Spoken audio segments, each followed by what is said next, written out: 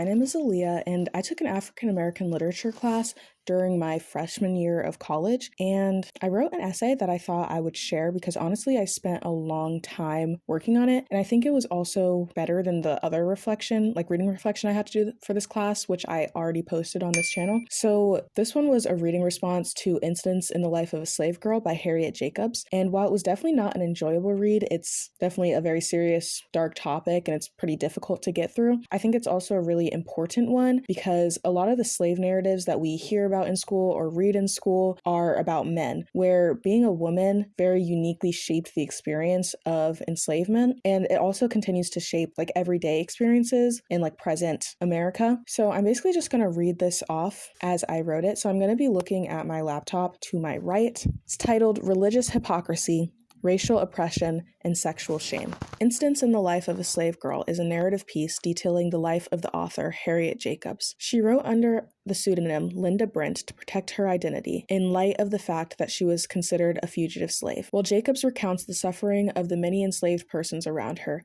she also details her personal experience, which was uniquely shaped by her womanhood. The torment she was subjected to by her master, Dr. Flint, was distinctly predicated on his perverted sexual attraction to her. In the South, the ongoing exploitation of enslaved people, whether sexually or for physical labor, was justified and excused using religion. While enslaved people often used religion to cope with their circumstances, it can be argued that it may have done more harm than good. Religion uniquely harmed enslaved women, not only by justifying their enslavement, but also instilling undue sexual shame. This essay will highlight the religious hypocrisy in the southern states, northern religious perspectives on slavery, and the negative consequences of religion on enslaved women, as well as contemporary Black communities. At many points throughout the narrative, Jacobs emphasizes the extent of the dehumanization that enslaved people faced. She was denied the right to marry the man she loved because, according to laws in southern states, she was considered property. Furthermore, the plantation owner, Dr. Flint, felt entitled to her body for the same reason. As property, she had no legal rights and was vulnerable to Dr. Flint's advances. This dehumanization is what soothed the cognitive dissonance of Christian slave owners. Viewing the enslaved as subhuman enables the denial of freedom,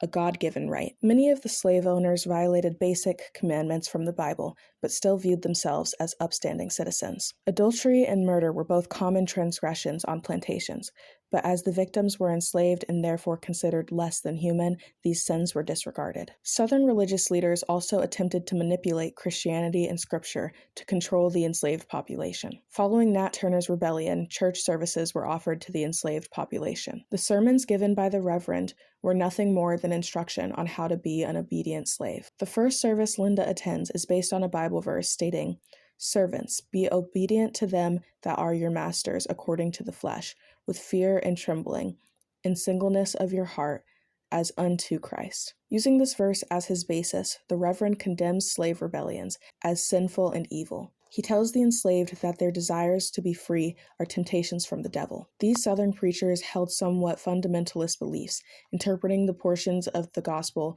referring to servitude or slavery literally. Some Northerners had a very different perspective on the matter of enslavement. One source, a declaration from the Ohio Anti-Slavery Convention, clearly condemns slavery. It refutes the dehumanization of African peoples and condemns their bondage. The text describes holding other human beings in bondage as sin because, quote, "it converts persons into things, makes men property, God's image, merchandise." This, the root of slavery in the United States, was considered to be, quote, annihilating the sacred and eternal distinction between a person and a thing. Despite this difference in belief, the North was complicit in slavery for many years. Linda describes Northern complacency and participation in the system, writing, "When victims make their escape, Northerners consent to act the part of bloodhounds and hunt the poor fugitive back into his den." While owning slaves was not common in the North, slavery and racism benefited white Northerners. This is known as interest convergence, one of the 6 tenets of critical race theory described by Lois Tyson. She explains that racism is common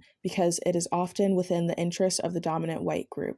Throughout the book, Jacobs describes multiple examples of the enslaved population's religiosity. Having faith helped many enslaved mothers cope when their children were sold off or passed away, but it perpetuated extreme sexual shame on women who, as an effect of their legal condition, lacked bodily autonomy. Throughout the story, Linda is sexually harassed by her master, Dr. Flint. Linda frames her resistance to his advances through a religious perspective, due to her belief that sex outside of marriage is sinful. Despite this belief, she engages in a sexual relationship with Mr. Sands. Through this relationship, she is able to exert control over her own sexuality and body. In doing so, she is able to choose a father for her children, who she sees as the best accessible option. While this may be seen as a triumph over Dr. Flint, Linda herself condemned these actions, stating, "I know I did wrong. No one can feel it more sensibly than I do. The painful and humiliating memory will haunt me to my dying day." She prefaces this statement by begging the reader to pity and pardon her, and follows it asking not to be judged. Only the religious viewpoint that premarital sex is a sin would enable such a lack of compassion to judge her actions of self-preservation. Even Linda's grandmother, who has taken care of her since both her parents passed away, berated her, saying, "I had rather see you dead than to see you as you are now. You are a disgrace to your dead mother." In the modern day, Black Americans are still very religious. Though Ta-Nehisi Coates is an exception to this, in his book, Between the World and Me, he writes a letter to his son detailing his experiences as a Black man in the United States of America. Coates clarifies that he himself was not raised in the church and is not religious, but he comments on the Black religiosity he observes throughout his experiences. Coates addresses a common adage Black Americans repeat to young children, that they must be twice as good. This idea is backed by faith that if you work hard, you will get what you deserve because God is with you. He criticizes this idea, noting the religious tone ingrained within it, saying, "These words would be spoken with a veneer of religious nobility, as though they evidenced some unspoken quality, some undetected courage, when in fact all they evidenced was the gun to our head and the hand in our pocket." When describing Prince Carmen Jones, a former classmate at Howard University, he specifically mentions his faith in God. Prince was an upstanding citizen with strong faith in God, but he still met the same fate as other Black Americans murdered by the police. Coates also gives a more recent example of white religious hypocrisy in the justification of segregation. He quotes the white people from Levittown, Pennsylvania, writing, "As moral, religious, and law-abiding citizens, we feel that we are unprejudiced and undiscriminating in our wish to keep our community a closed community." While religion is often used as a tool for coping and spiritual healing, it is also used to excuse injustice. The Southern states were an extreme example of this religious hypocrisy. However, this hypocrisy has continued post-abolition throughout the Jim Crow era all the way to modern times. In present day, Black Americans struggle against covert and institutionalized racism. This, according to Tyson, encompasses racist policies within institutions such as the healthcare system, the federal, state, and local government, and the education system. While the story contrasts the distortion of white Southern religion with what would be considered true Christianity, it is important to discuss the potential negative effects of religiosity as a whole. This is especially pertinent to the Black community, as the vast majority of Black Americans follow some form of religion. Black Americans acquired these current religions through enslavement and the destruction of their own native cultures, which is a rarely discussed fact. We know that many verses within the Bible have been used to justify enslavement, yet many African Americans follow that very book. Racial oppression is not the only form of discrimination that is justified using the Bible. Many justify the rampant misogyny in the United States using the Bible.